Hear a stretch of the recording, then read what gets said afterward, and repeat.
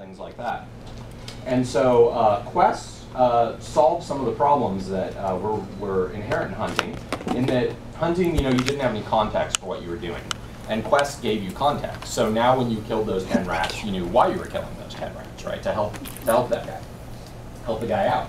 And they also were good at leading people around maps. They were good at getting people to spread out in the world. You didn't have as much camp fighting and things like that when you got into quests. But there are a lot of things that quests don't actually do very well, and flaws that they have.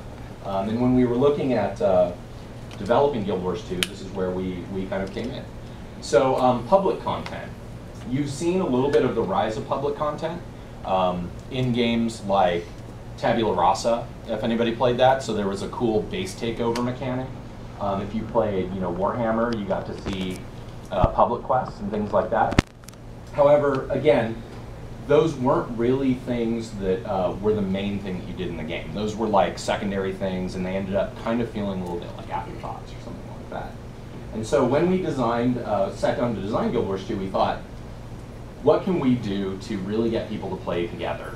What can we do to really fix some of the problems that were in content? And we actually started, and this is a piece of concept artwork from Guild Wars Utopia, we actually started working on a thing called Guild Wars Utopia. And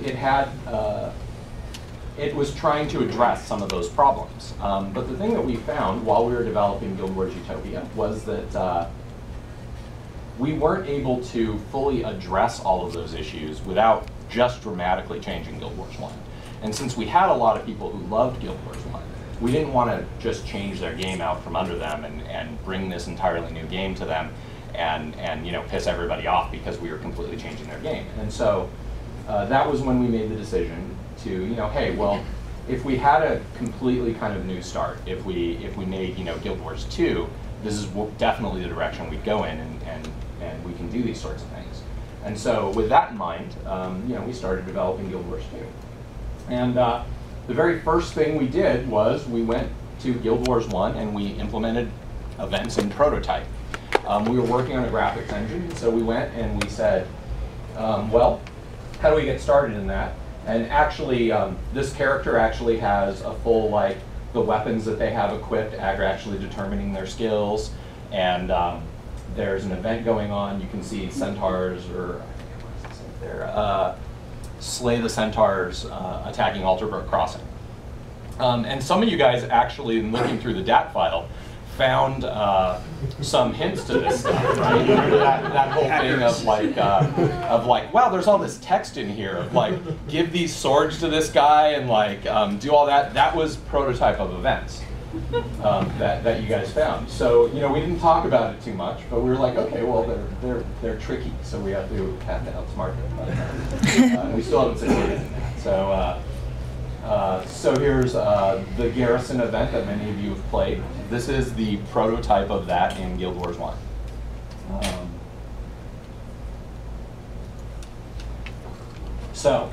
That gets us into how events work, which brings us to where we are now. So the number one thing about events is immediacy. Events happen immediately when the player enters the area. So what that means is players don't have to go to a guy and hit accept or opt into it. Now, there's been a little bit of controversy about that because some of you guys have seen, well, you still talk to NPCs. Look, you're talking to one right there. So what this is there's two times when you talk to NPCs to do stuff in the game. The first is when you're continuing your personal story. A lot of times we'll mark an NPC so that people can have an easier time finding them in their personal story, that sort of thing. And the personal story really isn't a quest. For people who have seen it, it's just it's like the story was in a single-player RPG. It's just one big, long, continuous string of things. You never accept anything. You never finish anything. It's just a constant string of events that tells your character's story. The second thing is there are some events that are triggered by players by speaking to NPCs. Now, the event is triggered like that, but once the event is triggered, anyone who participates in it can just walk into the area and play. They don't need to talk to those NPCs.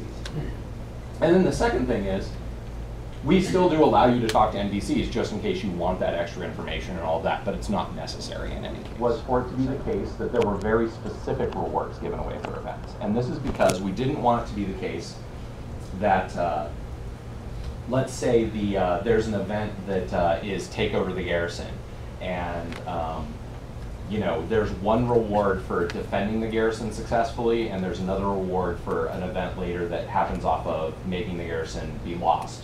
We didn't want players fighting over whether or not they should let the event fail. We always wanted it to be the case that players are trying to make events succeed. And so, and this is all part of our general philosophy with PvE in Guild Wars 2 is we want players to feel like every other player in the world is their ally. We want them to feel like every other player in the world has the same goals as them and is not a competitor. Every other player is a potential partner. And that was very important for us. So that's also kind of what the event system is about. And so what happens is, often is the case, these karma vendors who have the little karma symbol over their head will pop up, and there's just a huge variety of things that they can do for you. They can sometimes give you really cool items. So if anybody plays the Defend the Garrison event, if you liberate the garrison in kind of out in the persistent world in the human demo, there's a guard who actually has another event where he wants to go to an armory and collect some weapons, and if you manage to do that one, he comes back and he turns into a vendor and sells the items that he just got, how you helped him get, and they're really pretty cool items. And so some of you may have seen videos, the Golem battle suits that people were running around in. Those are actually event rewards that people got from a karma merchant. So things like that, just really cool things in the world that you think are rewarding that you can only get by getting karma and by doing events. And a lot of times, the reward merchant will appear as a direct result of what happened in the event. So, for example, that soldier I just talked about is a really good example. He's not there if the centaurs are holding the garrison. So when you liberate the garrison, he then shows up and his event starts, he wants to do his event. And then when the centaurs take the garrison again, if he's there as a merchant, he goes away.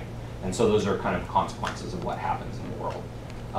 And we want all types of different things to happen, different types of rewards. So there's the Shatterer.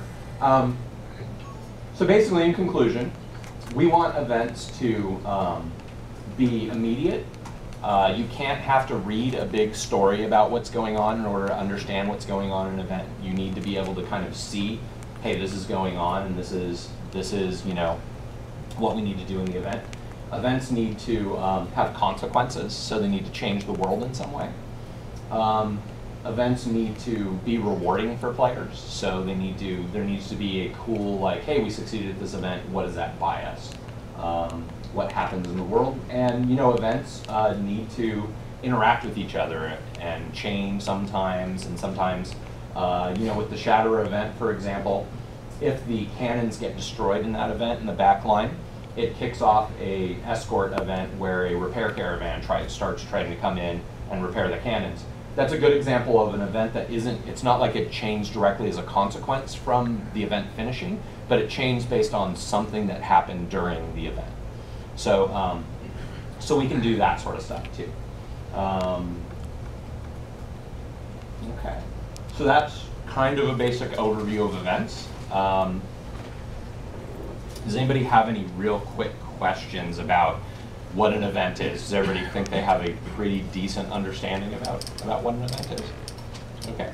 Yeah. Just a quick question. Is there any, do the events eventually reset? In other words, do about the water bowl and harpies, and clear the water bowl and the harpies move out, and the others are able to get back in. Is there any point where the harpies come back in and say? Yeah, so there is. So this has been one point of confusion. That's a good question. So let me clear this up. This has been one point of confusion I think that we've seen from some people. Events are not permanent. They don't have permanent consequences on the world.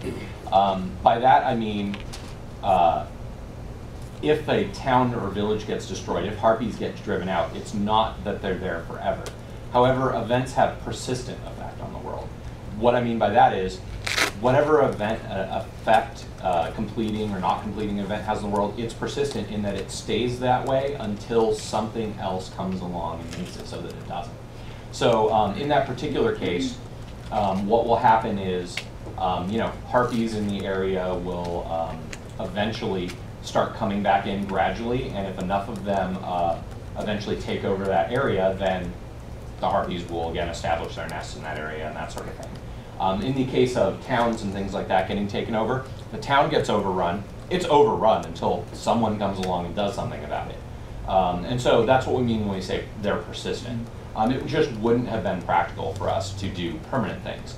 Now, we have said that there are permanent consequences in the world, and when we say that, what we mean is your personal story. So that's when there are permanent consequences in the world. So, for example, during your story, if you decide to let another character live or die, that character is going to live or die, and that's going to be undoable. And that's an example of a permanent consequence. And that stuff happens in your personal story. So a good way to think of it, personal story equals sort of permanent consequences, persistent world equals persistent consequences. Hopefully that clears that up. Okay, cool. Anybody have anything else? Okay.